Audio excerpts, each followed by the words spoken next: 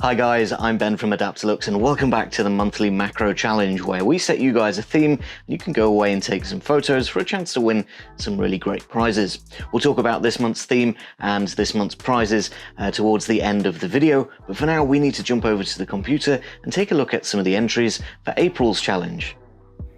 So here we are on the Adaptalux Photography community group, and at the top of the group, as usual, we have our monthly macro post, and under that we have lots and lots of very uniformly coloured photos. So we've got lots and lots of Ukraine coloured photos. That was the theme for April's challenge, and wow, you guys did an amazing job pulling out lots and lots of photos featuring those colours of the Ukrainian flag. So we're going to take a look at some notable mentions, and then we have our runner-up and our winner as well. So first up for our notable mentions, we have Brandon here, who has not only taken the Ukrainian colours but also the Ukrainian flag and used a very popular technical macro technique of reflecting the background through some water drops, refracting, going through the water rather than reflecting off the water, seeing all of those colors come through in a lot more detail inside those water drops is really pleasing. So very well done, Brandon, and thank you very much for your entry.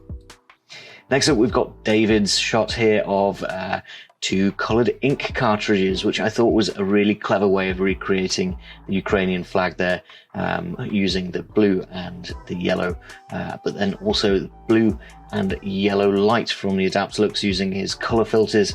I thought that was a really clever way to create the flag, so very well done, David, and thank you for your entry. Next up, we've got Scott's image here, which is fairy lights frozen in ice. And I think this, although there's no specific individual focal point for the image, it's a really nice abstract shot.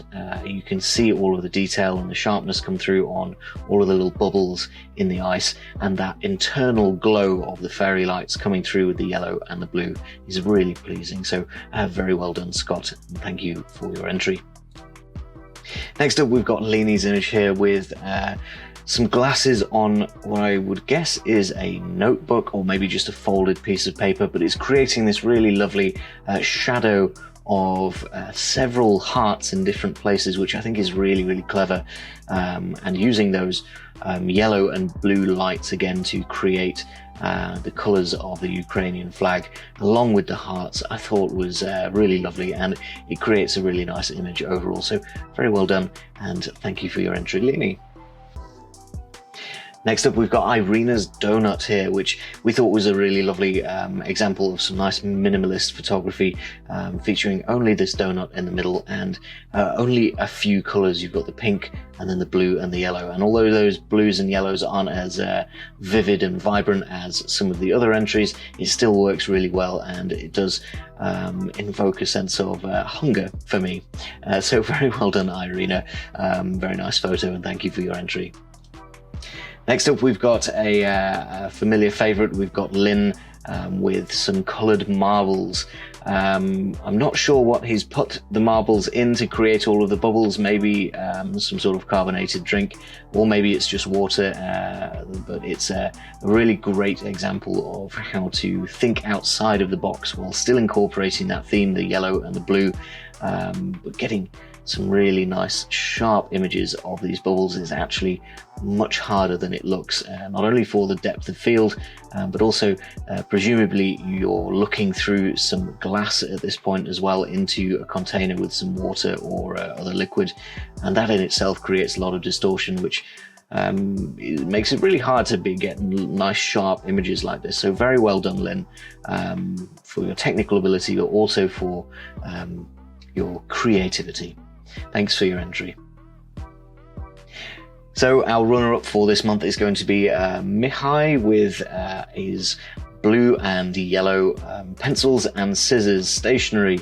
I thought this was a really well composed shot. It's lovely and sharp as well, and it's not just on a plain black background. We've got a little bit of a gradient in here as well, and overall just the colors the sharpness, the composition all fits really well together to make a really interesting image. So very well done, Mihai. You are our runner-up for this month. Lastly, we have our winner, which is going to be Adrian for this month. We just thought this was a really interesting approach to incorporating the colours of a flag into an image. We've got a little wood louse here climbing on a bud of some sort of plant, but raising the flag for Ukraine. We thought this was really cute, but also very well done technically as well. It's lovely and sharp, it's got great composition, and it's on theme. So that makes Adrian our winner for this month. Very well done, Adrian. So thank you once again to everybody that took the time to enter April's challenge, and very well done to our winners. We are heading into a new month now, so we need a brand new theme. The theme for May is going to be New Life. We are at the end of spring, heading into summer now, so this is probably our last opportunity to do a theme like New Life. We want to see lots of macro photos of maybe sprouting flowers, or maybe you've got a newborn in the family, you could take pictures of their clothes or something like that. We definitely want to see macro photos, and we definitely want a lot of creativity surrounding that theme of New Life. Now, to enter your photos, all you need to do is head over to the Adaptalux photography community on Facebook. It's a Facebook group, and at the top of that group you'll find a pinned post with all of the details that I've just explained about this month's theme. On that post you need to enter your image as a comment. So top level comments should all be photos, and then if you want to discuss or compliment somebody else's photo, you can put that as a reply to their entry. With a new month and a new theme, we need some new prizes. So this month we have our Pro Case back in stock. So we're going to be giving away an Adaptalux Pro Case for the first prize, and for the runner-up prize we've got one of our macro subject holders. Both really great items to have for your photography collection, either holding your photography gear in the Pro Case or holding your photography subjects in the subject holder, ready to take some photos. May's competition is going to run from today all the way through for 4 solid weeks until the 29th of May, when we'll be closing entries, ready for a couple of days worth of judging and a brand new video just like this one on the 1st of June. If you need some ideas or inspiration for what to take for this month's challenge, or maybe just for macro photography in general, I'll link a couple of videos just here that might be interesting for you. All that's left for you guys to do is hit the subscribe button so that you're here in a month's time for when we announce the winners. But for now, that's all that I've got time for. Thank you very much for watching, and I'll see you next time.